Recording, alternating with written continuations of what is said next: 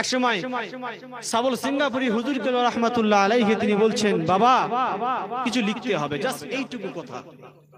আমি কেন কথাটা বললাম, যে নবীদের সাথে কিছু না হলে কিছুটা মিল আছে। জোরে বলুন, একটু জোরে বলুন।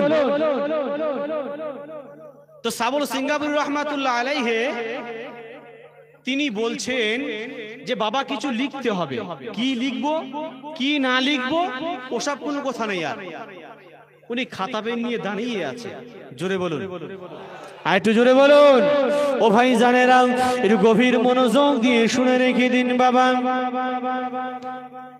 জামানার মুর্শিদ সাবল সিঙ্গাপুরি রাহমাতুল্লাহ আলাইহি মওজুদা গাদ্দিনাসিন মাস্টার হুজুর কেবলা দামাত বারাকাতুহুমকে বলছেন, ও বাবা মাস্টার সাহেব শোনো শোনো, একটা খাতা আর পেন নিয়ে এসো। বাবা কিছু লেখাপড়া করতে হবে, তোমায় কিছু লিখতে হবে, কেননা মুর্শিদ হুকুম করেছেন। জামানার মুর্শিদ মওজুদা গাদ্দিনাসিন হুজুর কেবলা খাতা পেন নিয়ে হুজরা মুবারকের সামনে দাঁড়িয়ে আছেন। আর হুজুর কেবলা সাবল সিঙ্গাপুরি হুজুর তিনি হুজরা মুবারকে ঢুকে তিনি শুয়ে পড়েছেন। আর মনে নাই? জোরে বলুন, আর মনে নাই? আল্লাহ আসলে সব থেকে বড় কথা কি জানেন?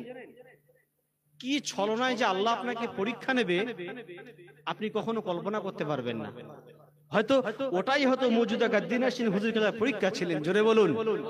ও ভাই জানেরা, মওজুদা গাদ্দিনাসিন হুজুর কেবলা ওই খাতা পেন নিয়ে দাঁড়িয়ে আছেন। আর সাবল সিঙ্গাপুরি হুজুর কেবলা রাহমাতুল্লাহ আলাইহি হুজরা মুবারকের মধ্যে শুয়ে পড়েছেন। আর মনে নাই 1 ঘন্টা 2 ঘন্টা 3 ঘন্টা 4 ঘন্টা পার হয়ে গেল। মওজুদা গাদ্দিনাসিন হুজুর কেবলা ওই খাতা পেন নিয়ে দাঁড়িয়ে আছে। আমরা হলে পারতাম কি থাকবে এতক্ষণ দাঁড়িয়ে, ঠিক কিনা? কথা বলে না, পারতাম। ও ভাই জানেরা, মওজুদা গাদ্দিনাসিন হুজুর কেবলা আল্লাহর ওলি এমনি এমনি হওয়া যায় না।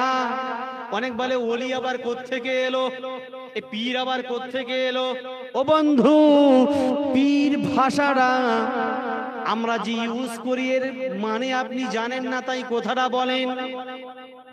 আমার মওজুদা গাদ্দিনাসিন হুজুর কেবলা ওই খাতা পেন নিয়ে দাঁড়িয়ে দাঁড়িয়ে দাঁড়িয়ে দাঁড়িয়ে ফজর পর্যন্ত দাঁড়িয়ে আছেন। জোরে বলুন, চিল্লে হবে না, একটু জোরে হবে না।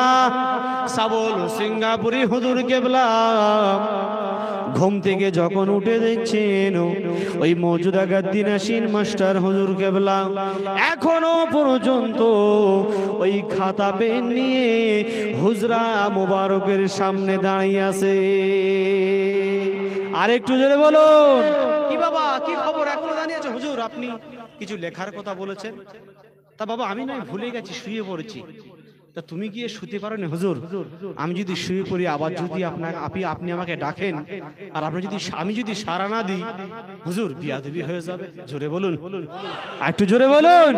ও ভাই জানেরা, আবু বকর সিদ্দিক আকবর বলেন, ইয়া রাসূলুল্লাহ, আপনি যদি আমাকে গভীর রাতে ডাকেন, না জানে কোন সময় আসবেন, কোন দিনে আসবেন, ভোরে আসবেন কি সন্ধ্যে আসবেন, আমি আবু বকর জানি না।